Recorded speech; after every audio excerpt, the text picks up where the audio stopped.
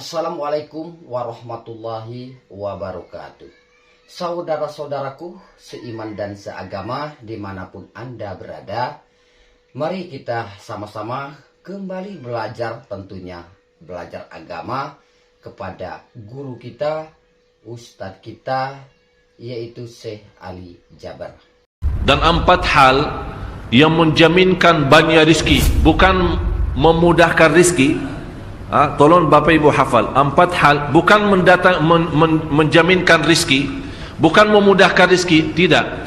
4 hal mendatangkan rizki kemari. Dan 4 hal bukan Allah kasih kemudahan berarti kita berjalan mencari rizki Allah kasih, tidak. Bukan dikasih kemudahan, tapi di mana saja kita ada, posisi kita di mana saja, Allah datangkan rizki kepada kita. Yang pertama, qiyamul lail, salat malam. Yang kedua, berbanyak istighfar waktu sahur. Kalau anda tidak salat malam, jangan tinggalkan istighfar waktu sahur. Waktu sahur kapan? Kira-kira 30 menit sebelum azan. Disitulah Allah sendiri memuji, Allah bangga dan senang terhadap orang yang sahur. Sampai ulama berkata, tidak ada ibadah yang terbaik di waktu sahur selain istighfar. Jadi boleh baca Quran, boleh salat malam, boleh zikir, boleh apapun, tapi yang terbaik istighfar. Fokus hanya istighfar. Astaghfirullah wa atubu ilaih, termasuk istighfar Allahumma anta rabbi la ilaha illa ant, yang Bapak Ibu tahu sayyidul istighfar, yang terutama, yang paling luar biasa. Allahumma anta rabbi la ilaha illa anta khalaqtani wa ana abduka wa ana ala ahdika wa wa'dika mastata'at a'udhu bika min syarri ma sana'at abu'u laka bi ni'matika alayya wa abu'u bi dhanbi faghfirli fa innahu la yaghfiru dhunuba. Ya Allah, kalau kita fahami doa ini luar biasa. Oleh karena itu kata Rasulullah, barang siapa yang membaca sayyidul istighfar kemudian di malam hari dengan keyakinan dia meninggal habis baca istighfar, masuk surga. Masuk surga. Berarti ini salah satu doa yang menjaminkan dengan mudah masuk surga. Jadi 4 hal yang mendatangkan rizki, bukan kita mencarinya, dia yang datang kemari. Apalagi saat mencari lebih mudah. Qiyamul lail, salat malam. Tapi dalam bahasa, mohon maaf Bapak Ibu, dalam bahasa Arab disebut qiyamul lail, bukan salat.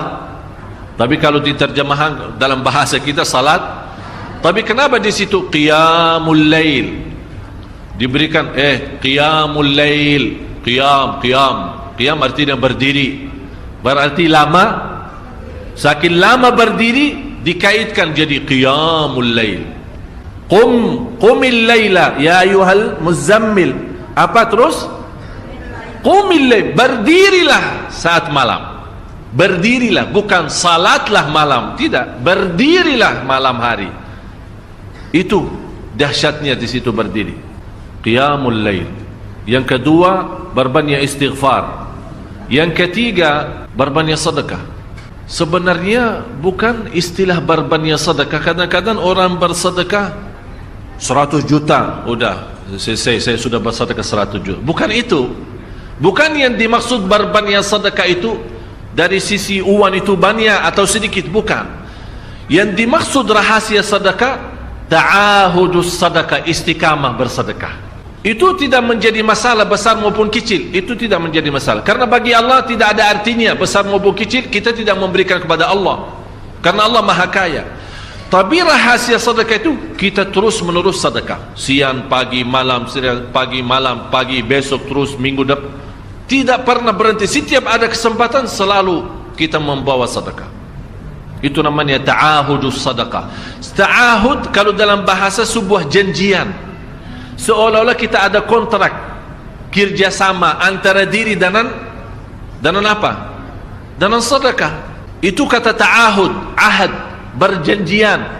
Saya berjanji. Seolah-olah ada berjanjian antara kita dalam sedekah. Jadi tidak boleh terlepas dari berjanjian. Seolah-olah kita menghormati berjanjian. Bagaimana menghormati? Kita terus kerjasama.